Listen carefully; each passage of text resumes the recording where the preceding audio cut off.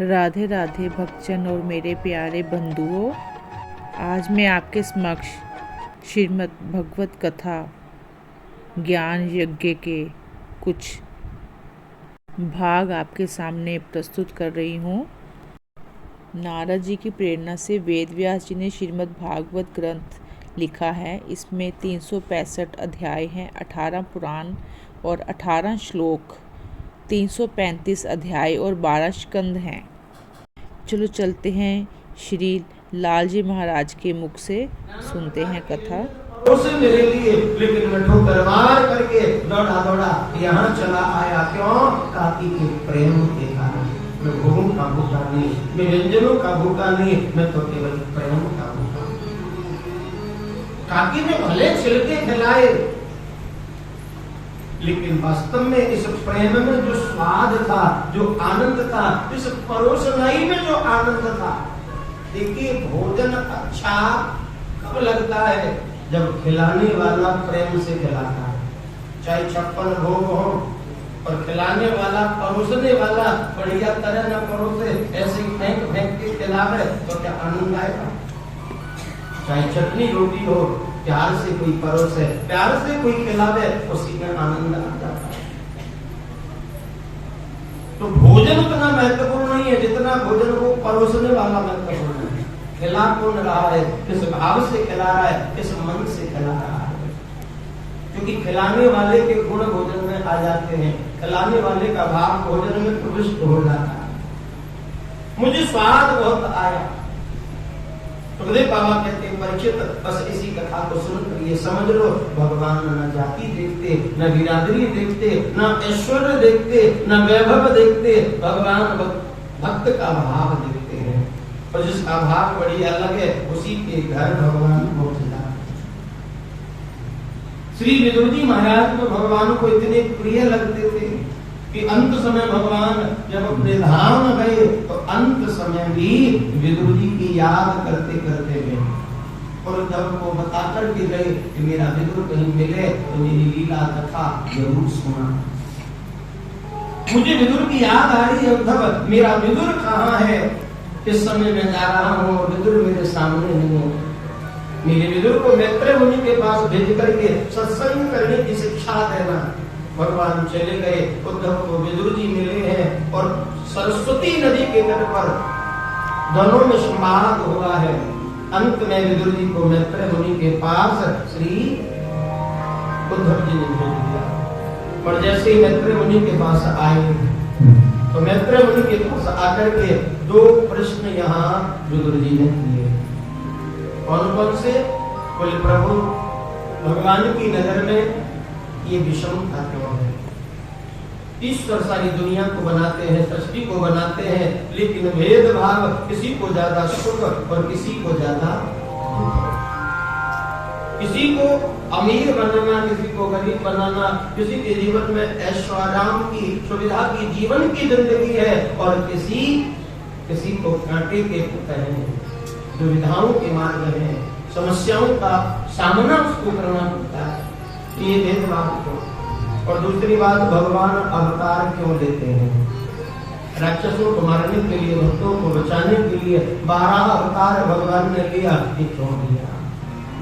श्री मैत्रेय जी कहते थे, बुजुर्ग तुमने जो पहला प्रश्न किया, भगवान किसी को सुख हो किसी को दुख, ये भेदभाव दृष्टि रख कर के देते हैं। क्यों? तो सुनो, कि को न काहू सुख दुख करिदाता, निज कृति कर्म भोग सब भ्राता। भगवान न किसी को सुख देते हैं न दुख। ये सुख दुख बांटना भगवान का काम नहीं है। भगवान ने तो केवल शरीर दे दिया, जीवन दे दिया, यही बहुत है। ये सुख दुख तो प्रारब्ध के अनुसार मिलता है। जीव का जैसा कर्म है वैसा फल मिलता है। जो करेगा उसी को फल मिलेगा। लेकिन बहुत से लोग तर्क देते, बोले नहीं महाराज, कभी कभी फल किसी और को मिल जाता है। एक दृष्टांत आता है, कहते एक आदमी, उसने आम का बगीचा देखा, ध्यान देना, आम का बगीचा देखा, आम खाने का मन हुआ, चल लेकिन आम का बगीचा देखा किसने? आंखों ने। लेकिन आंखें तो चल करके नहीं गई, चल करके कौन गया? पैर। लेकिन पैर चल करके गए, पैरों ने आम नहीं तोड़ा, तोड़ा किसने? हाथों ने। लेकिन हाथों ने तोड़ तो लिया, खाया नहीं, खाया किसने? रसना ने। मुख ने, लेकिन मुख ने रखा नहीं, रखा किसने? पेट में। आम पेट में चला गया, कितनी देर में बाघ का माली आया और माली ने आकर के कमर पे जोर से 2 डंडे लगा दिए। अब व्यक्ति कहता, महाराज एक बात बताओ, बेचारी कमर का क्या कसूर था? जो डंडे कमर को खाने पड़े, किया किसी ने, भरा किसी ने?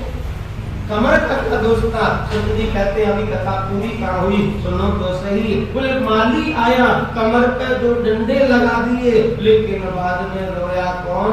आंसू कहाँ से आए? आंखों से। और सबसे पहले आम देखा किसने? आंखों ने। और बाद में रोया कौन? आंखों। तो लौट करके परिणाम तो वही आएगा, भोग तो उसी को भोगना पड़ेगा जिसने कर्म प्रारंभ किया। इसलिए सुख दुख ये जो मिल रहा है, ये कर्म अनुसार मिल रहा है। बिना भुक्तम किएते कर्म जन्म कोटि सतै अवश्यमेव भोक्तव्यम कृतं कर्म शुभाशुभम्। गुरुदेव बाबा कहते हैं, भैया किया हुआ जो कर्म है वो 3 दिन में, 3 सप्ताह में, 3 महीना में, 3 वर्ष में, 3 जन्म में कभी ना कभी भोगना पड़ेगा। किया हुआ कर्म नष्ट नहीं होता। गीता में भगवान स्वयं कहते गए, कर्मण्येवाधिकारस्ते मा फलेषु कदाचन। तेरी गति कर्म का है प्राणी, तू केवल कर्म कर और कर्म ही कर सकता है, इसलिए कर्म करता चल, फल की आशा मत कर। तेरा जैसा कर्म होता जाएगा ऐसा फल में देता जाएगा। तो जीव को कर्म अनुसार मिलता है। बहुत से लोग कहते हैं, अरे साहब एक आदमी है, ऐशो आराम की जिंदगी जी रहा है, कोठी मकान बंगला गाड़ी इत्यादि सबका भोग भोग रहा है, कोई धर्म नहीं करता, कर्म नहीं करता, फिर भी जीवन में आनंद है। और एक आदमी दिन भर भजन करे, सत्संग करे, बेचारा गरीबी की जिंदगी जी रहा है। इसका कारण है ये जो भी प्राप्त हो रहा है ना हमें, ये इस जन्म का नहीं है, पूर्व जन्म का है। पड़ोसी को देख करके यदि हम सोचते हैं कि ये बड़ा ऐशो आराम की जिंदगी जी रहा है, तो ये पूर्व जन्म का उसका सुकृत है जो उसे भोग रहा है। और हमें कुछ नहीं मिल रहा है, ये भी पूर्व जन्म का है, क्योंकि हम देकर ही नहीं आए किसी को, तो मिलेगा कहां से? किसी को दे के आएंगे तो ही तो कोई हमें देगा। किसान जैसा बीज डालेगा फसल वैसी काटेगा, और जब बीज ही बढ़िया नहीं डाला है तो फसल बढ़िया कहां से काट लेगा। इसलिए ये पूर्व कर्म अनुसार सुख दुख मिल जाते हैं।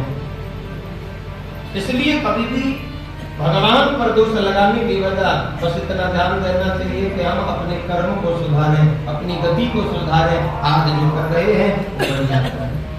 दूसरी बात कि भगवान अवतार को लेते हैं भक्तों को बचाने, राक्षसों को मारने के लिए। तो भैया ना भगवान किसी को बचाने आते, ना किसी को मारने आते। व्यक्ति अपने कर्म अनुसार ही मरता है, लेकिन भगवान आते जरूर हैं। क्यों? अपने भक्तों को सुख देने के लिए, उनकी लीलाओं में सम्मिलित होकर के